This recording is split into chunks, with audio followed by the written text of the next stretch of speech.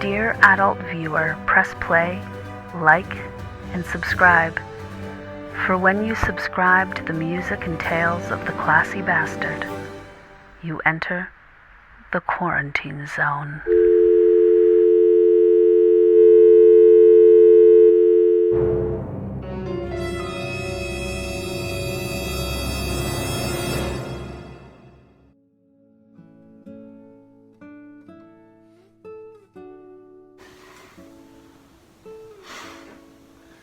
Well, it's you again.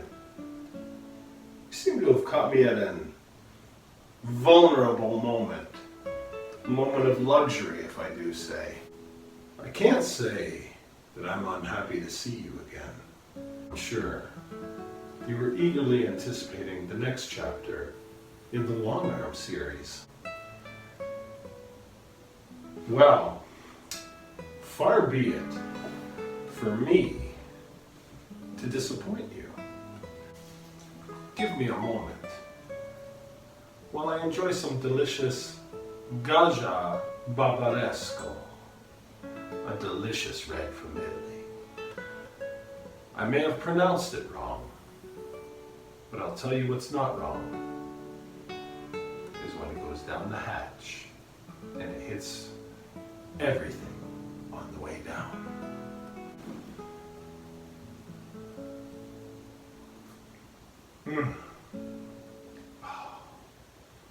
So nice. I need to have it twice. Now, moving on. In the LongArm series, here's what I'm going to tell you, folks. So I'm going to pick up shortly after that scene. So we've gone from chapter 1, which I know had you enthralled, to chapter 12.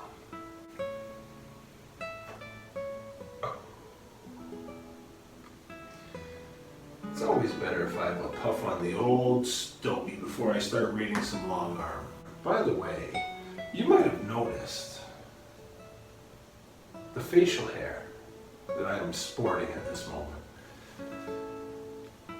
This facial hair is inspired by the man himself, Custis Long, also known as LongArm. Chapter 12. LongArm pushed through the Red Onion's batwing doors and stepped onto a dusty, poor-lit, creaking boardwalk. He crawfished his way out of the single shaft of available light that fell from inside the saloon, placed his package of leftover steak, wrapped and tied in butcher's paper, under his arm, and pulled a cheroot from his vest pocket. After a long pause, he shoved the cigar between clenched teeth, unlit. Dark and virtually deserted, Panther Mountain's main thoroughfare no longer entertains small knots of drunken revelers, left over from the afternoon's deadly events. Low-hanging, rust-colored clouds covered an inky sky bereft of stars.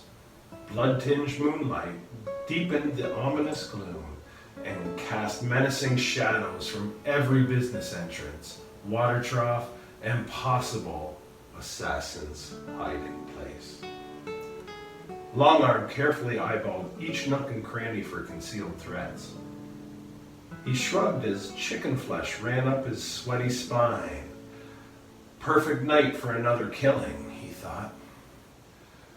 With practiced caution, LongArm turned and started back for Buster Byers' office and the much-desired safety and security of a soft, comfortable place to sleep.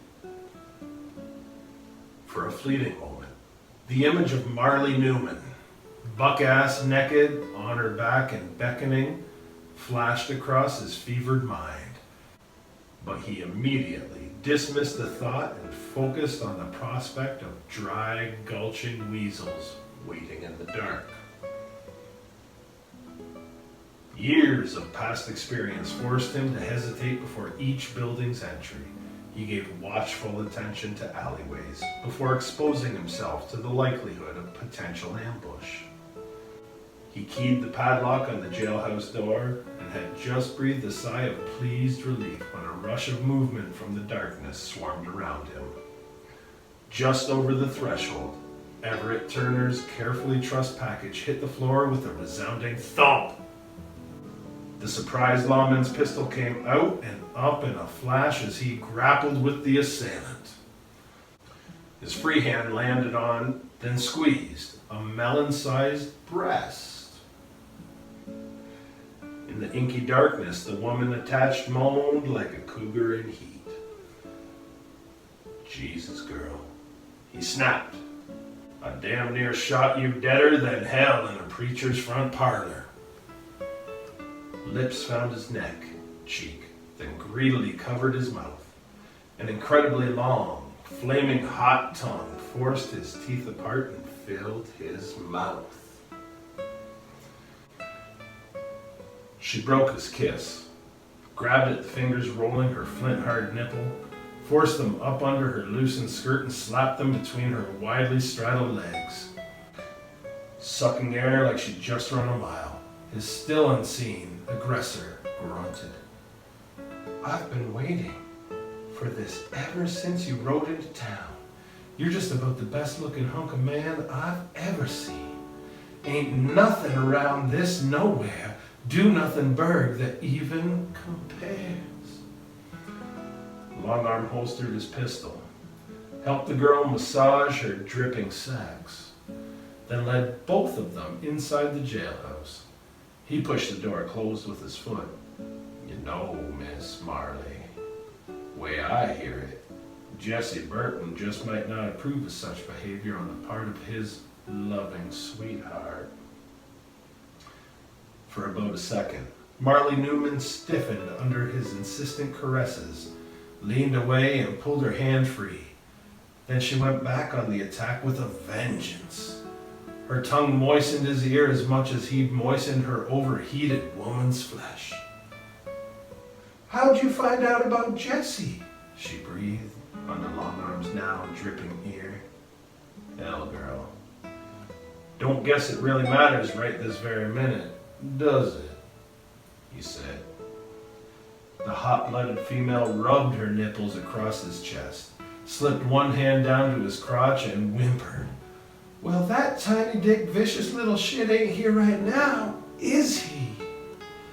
She cupped his crotch and squeezed. On the other hand, her talented fingertips coaxed, stroked, and quickly pulled him into a state of rigidity similar to a heat-hardened railroad spike. Come on, give me some, she hissed.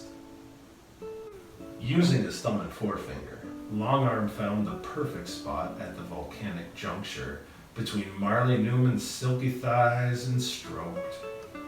The randy girl growled, leapt into the air, and encircled his waist with long, muscular thighs.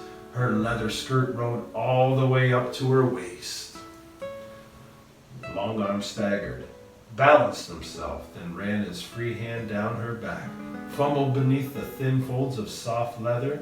He cupped and squeezed a naked ass shaped and hardened by years of riding bareback around West Texas like a Comanche Indian. The girl snorted with unbridled lust, smeared her molten sex up, down, around, and all over the front of his pants to the point where she unexpectedly shuddered in his arms and rested her forehead on his shoulder. For about 5 seconds, LongArm thought perhaps the lustful Marley had prematurely brought the encounter to a surprising and unplanned consummation. He couldn't have been more wrong. All of a sudden, the girl came back to life like someone had jabbed her rock-hard, shapely ass with a red-hot pitchfork. Insistent hands darted between them again as she groped with the buckle of his pistol belt. In short order, the heavy weapon fell to the floor with a resounding thud. She clawed and grappled with the buttons until his pants dropped, only to hover around his knees. The gasping woman grabbed him about the neck with one arm, pulled herself upward as high as she could, and then abruptly slid down and onto his one-eyed trouser snake with an animalistic grunt. She shouted, threw her arms up and out, and rode him with all the unbridled abandon of a cowgirl eager to stay on an unbroken Mustang. Each buck and bounce drove LongArm even deeper still. "Hot damn!" she squealed. Holding on to her wondrously active behind for dear life, LongArm shuffled across the pitch-dark office toward the spot where he figured the bed had to be located. Consumed in the single-minded twin efforts of trying to satisfy the bucking girl and at the same time find the lumpy cot, he banged his shins on the wooden bed frame. His pants now gathered around his feet tripped him, and the two of them pitched sideways. They ended up flopping around on the floor like beach, but permanently connected fish. He pushed himself up on his hands and knees and continued to piston his hips into the wildly thrashing woman beneath. "Wait, wait," he said in an effort to try and slow the action. She slapped him on the upper arm so hard it sounded like a pistol shot. "No, no, don't you dare stop." Then she grabbed his head and pulled it down to her heaving breasts. "Sweet Jesus, keep it going, more, more, harder, harder." He sucked on one nipple, then the other, tugging like a newborn babe. LongArm raised his head and gasped. "But it'll be a lot more comfortable in the bed, won't it?" "The hell with the bed, just don't stop," she yelled. "Jesus, girl, we keep rolling around on the floor like this, we're going to end up with our elbows, knees, and such, all full of wood splinters."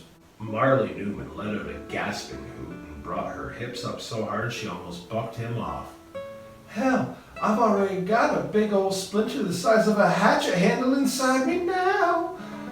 She shoved her hips high and held him there. "A little bitty piece of wood here and there ain't gonna mean nothing."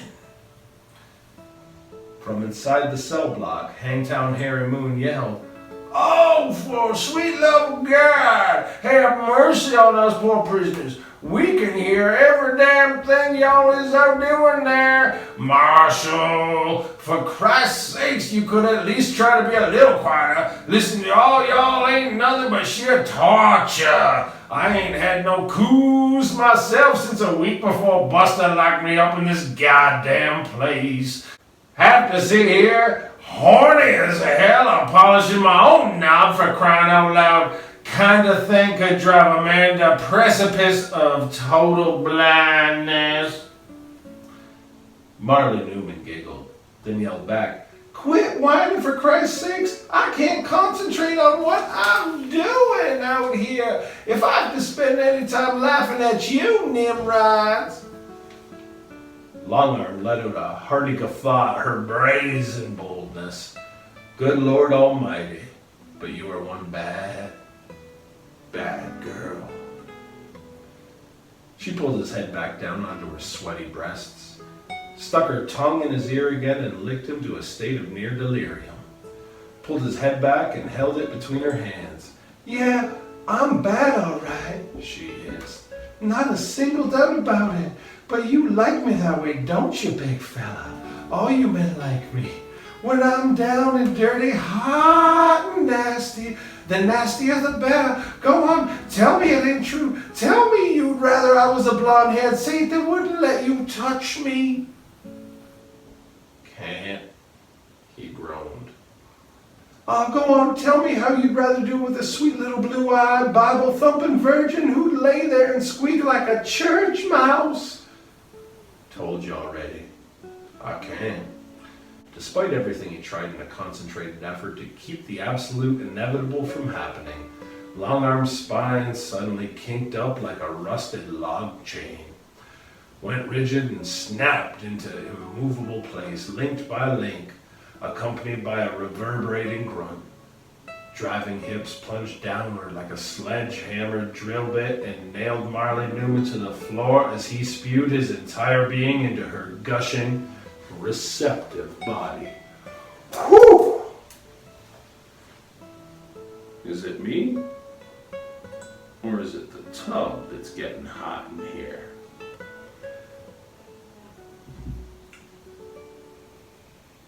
I'm going to take a 2-second break.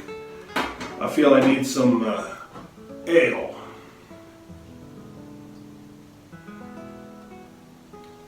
Oh, would you look at that? It dribbled a little bit. Let's get back to the story. A minute or so later, he rolled onto his sweaty back and lay spent and motionless beside her. In the dark, she said, "Sweet, merciful Father, I ain't ever had a ride like that. God, I'm still coming. Damn. Bet if we had a lamp lit, I could see smoke rolling off my quivering notch. God. But I knew you were gonna be good. Long. Feel like my whole body might just burst into flame." After an extended yawn, LongArm said, "Well, whatever your thoughts might or might not be smoking or shooting sparks and flares to the ceiling for that matter, you're going to have to take yourself home and let it burn itself out there. I've got to get some sleep. I have no idea what might be coming my way tomorrow. Can't be functioning at half speed." He let the girl sit up beside him and heard a muffled scramble of movement as she groped around on the floor, searching for the various garments they'd cast aside during their initial tussle. After some minute of hunting and scrounging and getting redressed, she said, "Hell's bells, I never intended on staying all night anyway." Then he felt her hand on him again. Before he could even think to react, she felt a licking, kissing, and sucking on his semi-rigid tool like tomorrow would never come. An anguish groan oozed out of him as he slid his fingers into her hair and pulled her enthusiastic lips and tongue away from the ardent devotions. Her mouth found his in the dark, and then she was on her feet in a flash and out the door.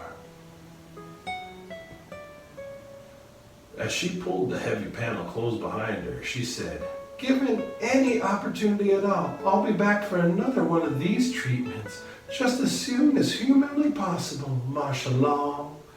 Best be thinking ahead, because there's a very real possibility that things could actually get wild next time." The door slammed shut. LongArm crawled into the bed and clambered in. The image of a naked, sweaty Marley Newman sitting astride him, whooping like a wild woman with a riding crop in one hand and a Boss of the Plains hat in the other, flashed across the backs of his eyes. Jesus, he thought, she reminds me of Tildy Potter. In the pitch-black cell block, Hangtown Harry Moon called out, "Thank God, she finally left. Maybe now we can all get some fucking sleep." That's it for chapter 12, folks.